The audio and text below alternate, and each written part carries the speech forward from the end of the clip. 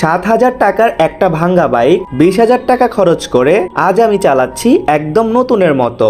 এখন বিক্রি করব মাত্র 25,000-এ। কিন্তু একটা সমস্যা আছে, কিছুদিন আগে আমি মাত্র 7,000 টাকায় একটা বাইক কিনেছিলাম। অবস্থা ছিল খুবই বাজে, স্টার্ট নেয় না, ব্রেক কাজ করে না, বডিতে স্ক্র্যাচ রয়েছিল।